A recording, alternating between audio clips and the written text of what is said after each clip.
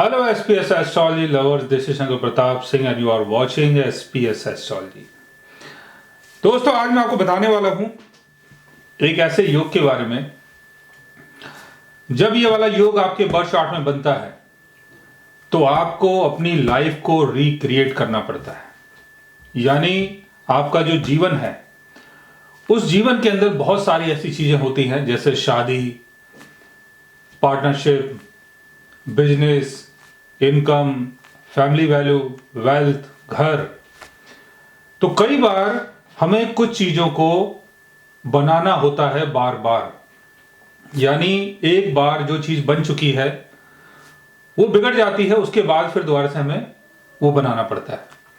तो ऐसा कौन सा योग हमारे बर्थ चार्ट में बनता है जिसके कारण ये सारी चीजें होती हैं कि पैसा तो हमने कमाया लेकिन पैसा बर्बाद हो गया, फिर दोबारा से पैसा कमाना पड़ रहा है। फैमिली वैल्यू तो थी लेकिन आपके किसी काम नहीं आई, तो आपको अपनी फैमिली वैल्यू बनानी है। इनकम के सोर्सेज तो थे, इनकम तो थी लेकिन इनकम के जो सोर्सेज थे वो आपके किसी काम नहीं आया, तो आपको अपने इनकम के सोर्सेज खुद बनाने पड़े। या कई बार इनकम के जो सोर्सेज आपने बनाए हैं वो बिगड़ गए, उसके बाद दोबारा से आपको अपने इनकम के सोर्सेज बनाने पड़े।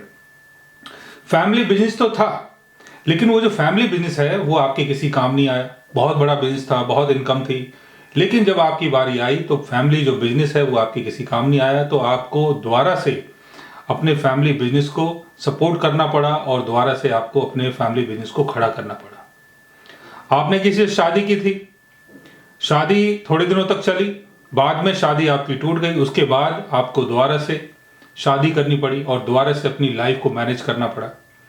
आपका घर था, घर बिक गया किसी कारण से, बिजनेस में लॉस आया या कोई कारण ऐसा बना कि जिसके कारण आपको घर छोड़ना पड़ गया। पैतृक संपत्ति थी, पिता की संपत्ति थी, पिता की संपत्ति थी लेकिन पिता की संपत्ति किसी काम नहीं आई, आपको अपनी संपत्ति खुद बनानी पड़ी। तो समझने की कोशिश करते हैं कि आपके बर्थ चार्ट में ऐसा कौन सा योग बनता है जिसके कारण हमें अपने जीवन की चीजों को रिक्रिएट करना पड़ता है ताकि हम अपने जीवन को चला पाए। क्योंकि अगर जीवन के सोर्सेज आपके खत्म हो जाते हैं तो आप जीवन को कैसे चला पाएंगे। तो जीवन के सर्वाइवल के लिए, लाइफ के सर्वाइवल के लिए आपको चीजों को रिक्रिएट करना पड़ता है। तो चलते हैं लगन चार्ट, मून चार्ट, चली चार्ट की तरफ और समझने की कोशिश करते हैं। देखिए, रिक्रिएशन की अगर हम बात कर रहे हैं तो इसका मतलब ये हो गया कि ऑलरेडी कोई चीज हमारे पास थी वो बिगड़ गई, उसके बाद हमें उसको रिक्रिएट करना पड़ गया। जैसे आपका फर्स्ट हाउस, आपका नाम, आपकी पहचान, ये खराब हो जाती है तो इसके बाद दोबारा से किसी और फील्ड में या उसी फील्ड में आपको अपना नाम दोबारा से खड़ा करना पड़ता है। यानी अपनी इमेज को बनाने के लिए आपको दोबारा से मेहनत करनी पड़ती है। ऐसा क्यों होता है? ऐसा जब होता है जब कोई वक्री प्लेनेट आपके फर्स्ट हाउस में प्लेस्ड हो।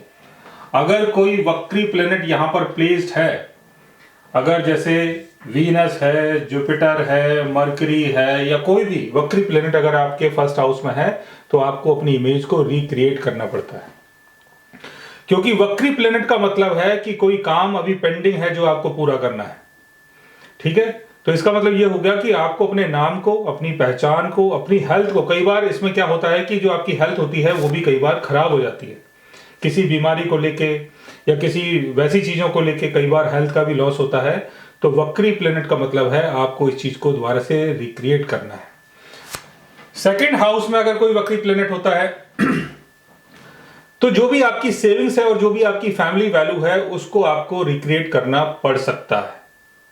और इसका मतलब ये नहीं है कि आपको अपनी फैमिली से कोई सपोर्ट नहीं मिलेगा, कोई पैसा नहीं मिलेगा, आपके पास पहले से पैसे नहीं होंगे, सेविंग्स नहीं होगी, ऐसा नहीं है।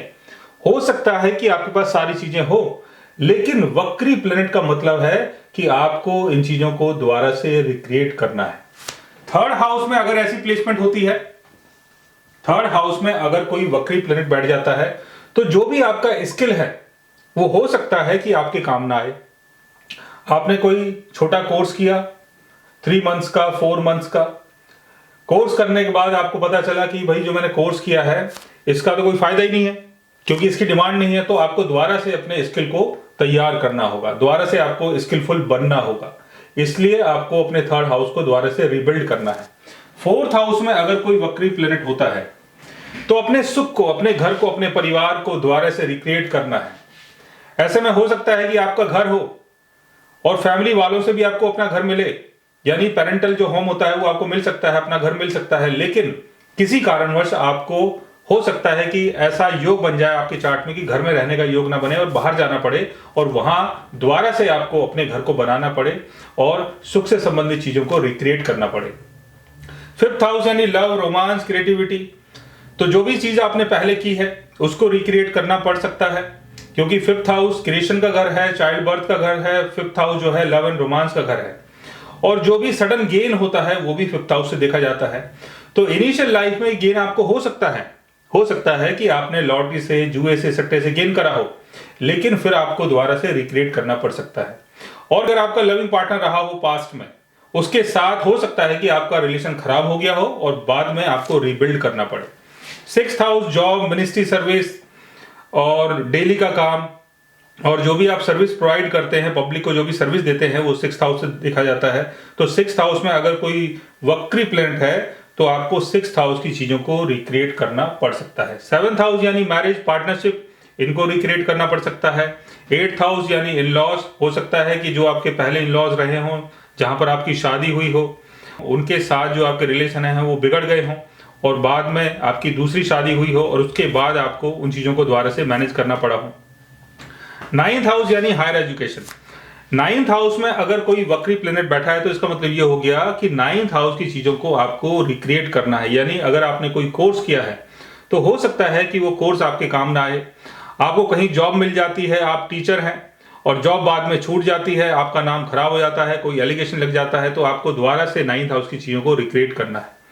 10th हाउस यानी पब्लिक विजिबिलिटी, पब्लिक ड्यूटी, आप कोई मिनिस्टर हैं, आप किसी सरकारी डिपार्टमेंट में काम करते हैं, काम करते करते कुछ ऐसा हुआ कि आपकी नौकरी छूट गई, आपका पद आपके हाथ से निकल गया, बाद में आपको रिक्रिएट करना है। 11th हाउस यानी आपकी इनकम, आपका फ्रेंड सर्कल था, बिगड़ गया, दोबारा से अपना फ्रेंड सर्कल आपको बनाना है, दूसरे लोगों के साथ बनाना है और इनकम के नए सोर्सेज तैयार करने हैं। बट इसका मतलब ये नहीं है कि इनकम आपकी पहले से ना हो सकता है कि कहीं से आपकी इनकम आती हो और किसी कारण से वो इनकम आपकी खत्म हो गई हो, आपको दूसरे बिजनेस में दोबारा से उस इनकम को तैयार करना पड़ सकता है। 12th हाउस यानी फॉरेन सेटलमेंट, आप कहीं बाहर चले गए, काम धंधा करा, घर बना लिया, बाद में आपको छोड़ के आना पड़ा। कोविड के टाइम में तो ये सारी चीजें बहुत हुई हैं कि आदमी को अपनी चीजों को रिक्रिएट करना पड़ा है। जैसे बहुत सारे लोग बाहर गए हैं, घर भी बनाया हुआ है, सब कुछ है, लेकिन काम धंधा खत्म, अब क्या करेंगे, चलो भागो इंडिया। फिर उसके बाद आपको दोबारा से तैयारी करनी पड़ रही है कि चलो दोबारा से बाहर चलते हैं, कुछ काम करेंगे। तो ऐसा रिक्रिएशन आपकी लाइफ में हो सकता है और ये जब होता है जब कोई वक्री प्लैनेट किसी हाउस में बैठा हो और किसी हाउस का लॉर्ड हो। जैसे 2nd हाउस, 1st हाउस या 11th हाउस का कोई लॉर्ड अगर वक्री हो जाता है तब भी आपको 2nd हाउस, 1st हाउस और 11th हाउस की चीजों को रिक्रिएट करना पड़ सकता है। 4th house, 3rd house, 5th house के लॉर्ड्स अगर वक्री हो जाते हैं, चाहे इनकी प्लेसमेंट कहीं भी हो, तो इन हाउसेस को भी आपको रिक्रिएट करना पड़ सकता है।